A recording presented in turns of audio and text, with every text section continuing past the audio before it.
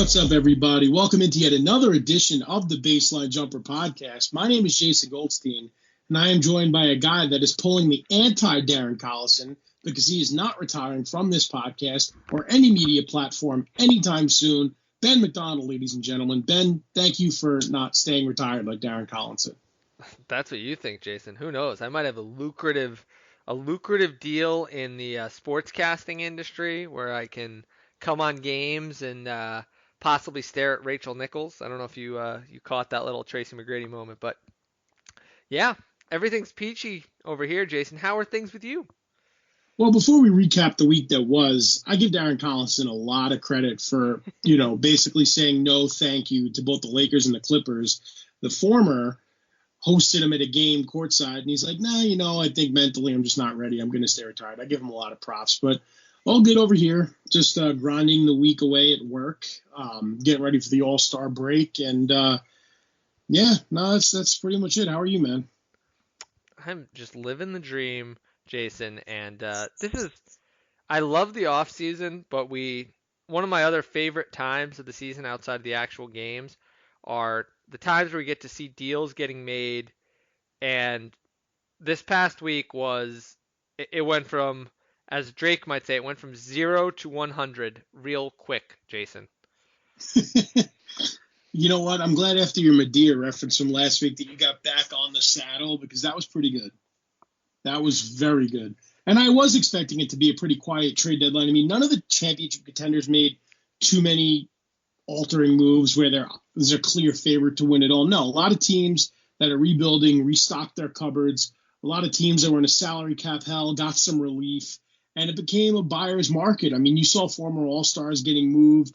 And I think we'll start first with the trade that went down last week. Right after we finished recording, the Clint Capella trade goes down after we spent an entire podcast speculating it. So ends up being a 14 deal, 12 players, most players included in a trade since 2000 when Patrick Ewing was traded away from the New York Knicks. So we're talking 2 decades since a player with that many players, 12, went down and was fine. So I mean, where do we start here with this? I mean, I think we start with kind of the winners and losers of the trade, because I think at this point that's kind of what everyone's looking for. And to me, giving it a little bit of space, it's obviously a very risky move for the Rockets. I mean, this is putting all your money on one of the numbers on the roulette wheel for them. I mean, if this backfires, this is probably the end of D'Antoni and possibly Daryl Morey in Houston. I mean, that's how much they're risking on this move. This is a now or never move. If this fails to work out, they have no more moves. They are out of bullets, Jason. They don't have anything else to do on this team. The salaries outside of those guys have now, and by those guys I mean Westbrook and Harden, have really now gotten to the point where they're not movable for anything. And that pretty much hamstrings the Rockets. So this is an all-in move for them. They're basically just saying either we win this year or we're blowing it up. And I think that's been maybe even a little underreported, that's really what's happening. And then the other sides of this move are obviously Atlanta getting a center, which has massive implications for the team building they're doing. I think it says a lot about what they think about John Collins and him as a long-term partner with Trae Young. And the team that I felt probably, in retrospect now, looking at all the other deals, that might have won this trade is Minnesota, who end up with a first-round pick. They end up with Malik Beasley, who he's played pretty well for them, actually, in the games he's played so far. So I'm sort of interested to see, but I think he might stick around, and they might pay him this offseason, Jason. So, I mean, what do you make? Who do you think won this trade? Honestly, I don't know what the hell the Rockets are doing, because they traded away their only size. I think they started P.J. Tucker at the center position, and they had that good win in Los Angeles against the Lakers over the weekend, but they followed that up with an absolute dud against the decrepit Phoenix Suns team, and then being on the wrong side of that beautiful Bojan Bogdanovic game winner the other night where they lost to the Utah Jazz on their home floor. You need size to contend in the West. I know that Daryl Morey's trying to be creative and thinking that analytics are the future in the NBA, but you need a big man. And Capella's not that back to the basket post up guy. He's a modern NBA rim running five. So I think the Hawks came out on top. Well, it won't show this year. I think next year with a young core of Capella, Herter, Collins, Hunter, as well as Trae Young and Cam Reddish, I mean, they have the makings of a nice young core there. Capella's still under contract. They moved his money, but I think the Hawks will be the beneficiary because as good as ball-dominant players that both Westbrook and Harden are, that's not the championship formula in this day and age in the NBA. I mean, look at like a team like the Raptors who lost their best player and have the third best record in the NBA. It's a team thing. They have bigs that can score. They stretch the floor. What's going on in Houston is going to backfire enormously, and I won't be surprised if in the next 3 months Mike D'Antoni's on the unemployment line. I think it was a stupid move, and they had a window to acquire a center, which they failed. They tried to get Jared Allen and DeAndre Jordan in separate trades from the Nets. Brooklyn turned them both down. Capella could have been a net for Jared Allen and Taurean Prince, I believe it was reported. So it just didn't work out for Morey. I think it was a desperation move. And I think both the Hawks and Timberwolves fared way better in this deal than the Rockets did. I'm not knocking Robert Covington. I think he's a good player. But all in all, I think that they panicked. This was a panic move.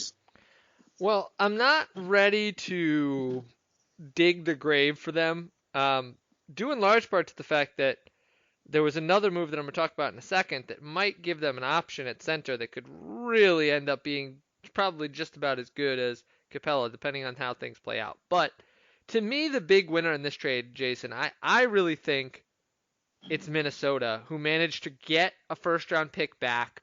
This year now, they'll have some opportunities to, as they say, get a bite at the apple before they kind of get stuck with the core that they have. They're trading their pick in the next trade we're going to discuss, but by making this trade, they get the Nets pick, which is a little better than people thought it would be coming into the year, including us, quite frankly. And that means that they're going to have a couple guys who could be future. I think if you're a Timberwolves fan, you're thinking starters for this team. So that gives them that opportunity now to jump in, use their pick, which is going to be rather high, and then use another pick that they acquire to get hopefully a couple useful players. So I think that's what's going to be really interesting to watch is if they get a couple impact guys this year, and then you add that to the guys they just acquired, who we'll talk about, they could end up, I think, looking pretty good, especially if Malik Beasley fits in well. And they had a massive number of threes to sink the Clippers in his first game there. So I think that move could end up giving them a somewhat of an impact player and a first-round pick without giving up anything that it just didn't seem like it worked with Covington. It felt like Covington might have been getting a little overrated as we neared the deadline. I don't know if you felt the same way. Moving on to some of these other deals, because that was only Tuesday. I mean, there were 2 more full days of trades, and one I think we should go to next involves the Minnesota Timberwolves, and they finally get D'Angelo Russell. They trade away former number 1 pick Andrew Wiggins, along with a couple of picks, and they finally land Russell to pair with Karl Anthony Towns after many outlets were saying, well, Towns is unhappy. Him and his mega extension that just is going to kick in a few short months might want out of there. They go and they get one of his close friends. They were picked 1-2 in the 2015 NBA draft. And, you know, when D'Angelo Russell returned to Brooklyn last Wednesday, played against the Nets for the first time and struggled. No one knew that would end up being his last game as a Warrior. You thought he'd be moved in the summer. They surprise everybody. They get under the tax.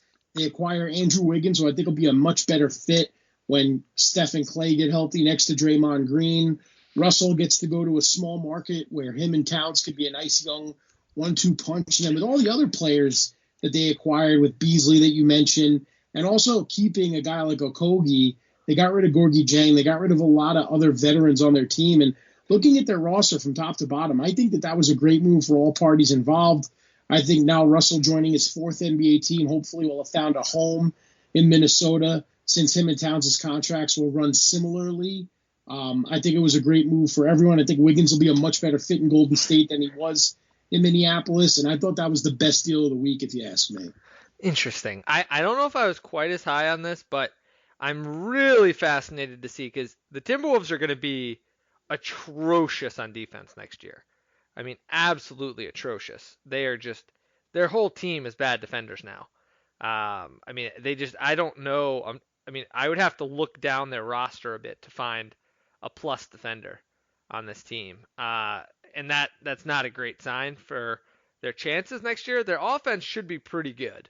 So that's what's going to be really interesting to watch, I think, next year, because the Warriors end up with their first round pick, and it's only top 3 protected. And then if it does not convey next year, it goes to unprotected in 2022. And the risk of this is that while, yes, it gives the Timberwolves an opportunity to get someone this year in the draft with their pick, many experts believe that this year's draft is going to be one of the weaker ones in recent memory. And some are comparing it even to that draft with Kenyon Martin.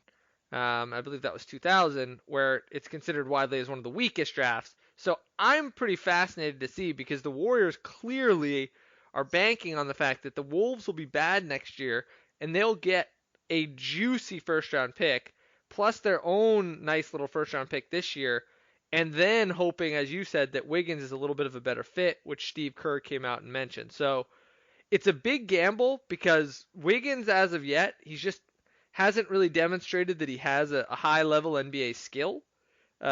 He's not a great shooter. He's not a great defender. He's not a great passer. He's not a great rebounder. It's hard to find his elite skill. He's a good cutter, which should help him with the Warriors, but I'm pretty interested to see how he fits around that core. But as you said, it did feel like Russell was just not long for the Warriors, given that he overlapped too much with the 2 best players on the team.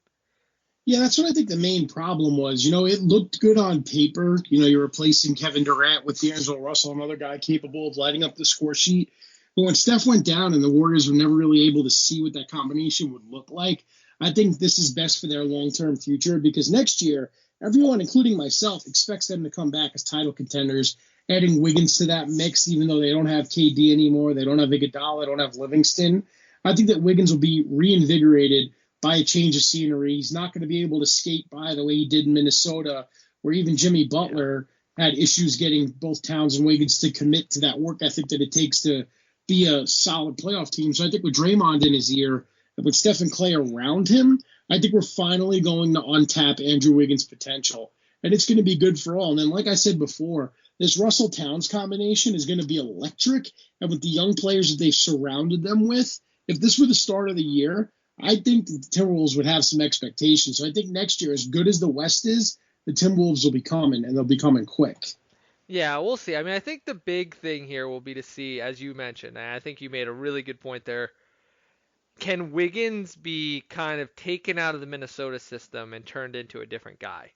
And that's what the Warriors have got to be banking on some level as well. So that's pretty interesting. And another guy who got traded at the deadline without a lot of fanfare compared to the trade we just talked about was Andre Drummond, Jason, who spent his career in Detroit and was clearly blindsided.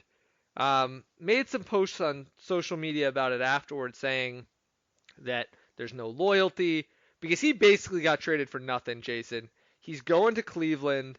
They gave up just about nothing to get him, and it's pretty shocking that this is a guy who's an all-star level player by traditional statistical measures, who more or less Detroit said, we'd rather just not have you. We'd rather not have the chance of you picking up your option next year. Well, that's the thing. That's why he was traded, because he was almost certainly going to pick up that option.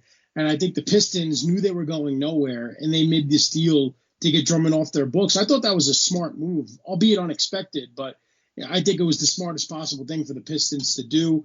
I think Derrick Rose will be next. I think the Blake Griffin deal is turning into a bit of an albatross, and this was a very important thing for the Pistons to do, because they need a rebuild where they get 3 or 4 high lottery picks in a row and start to put together a team the way that Minnesota is, because they're not getting any free agents. They almost traded Kennard for a low first-round pick, and I thought that would have been a bad move. But getting Drummond off the books, man, I thought that was a must, even though that wasn't something either of us saw coming.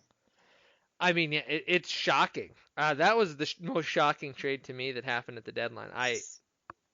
I honestly am still a little bit in shock, because just 20 years ago,